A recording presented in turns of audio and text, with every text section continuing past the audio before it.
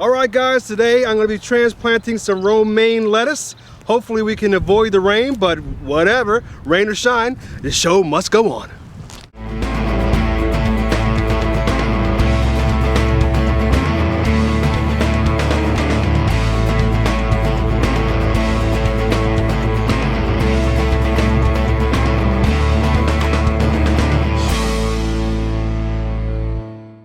Alright, so right now I'm setting up my raised bed area. As you guys probably already know, this is a 4x8 raised bed.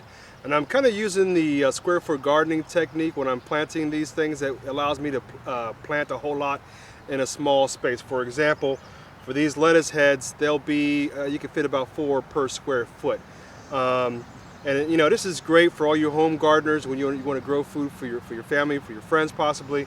I can get a little over 100 lettuce heads in this one bed. Okay, now for me, I'm going to be planting them all at the same time. For you, you might want to do successions of like maybe 3 or 4 sets, depending on how much you plan on eating per week.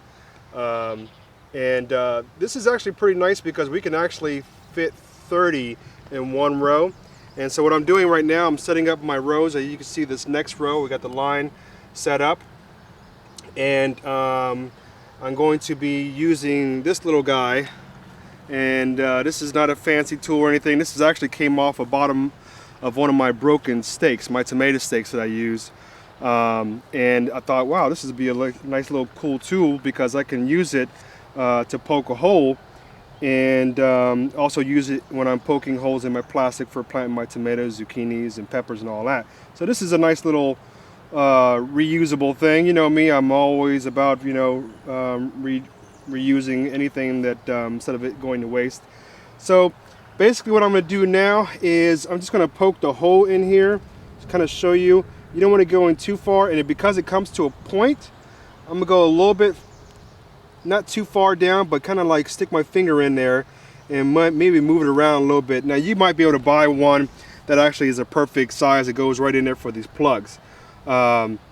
Which it's important that you go the right depth. You don't want to go in too deep, and you don't want it not deep enough. Okay, so let's go into the actual plants, and I'll show you exactly what I'm talking about.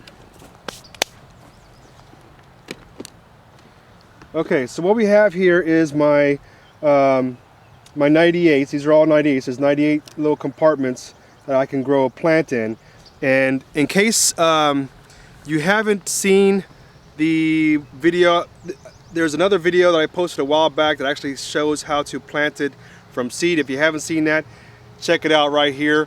It'll show you, I'll talk more about these trays, how I planted them, the seeds and all that kind of stuff. So go check that thing out, that way you have kind of like a full picture of how it started from the seed to now we're going out to the ground. So now this is all compost here. And let me show you a kind of close view of this little guy. And as you can see here, see all that root? Okay, that is a good root structure. Okay, these are ready to be transplanted.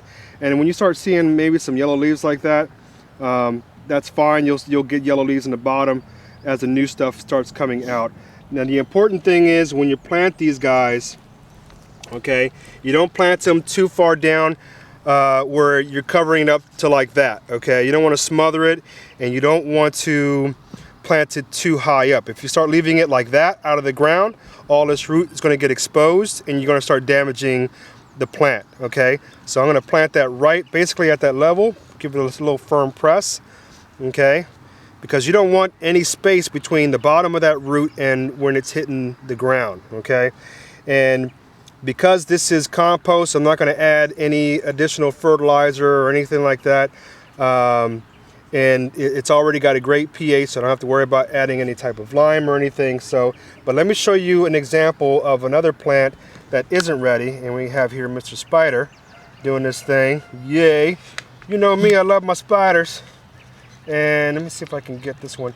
The other thing is that when you're pulling these guys out, be careful with these trays, especially if you reuse them. I'm reusing this tray from last year, and they get really brittle. You really shouldn't be using these, but if I can get 2 years out of them, the more, but I definitely expect them inspect them first. And wash them.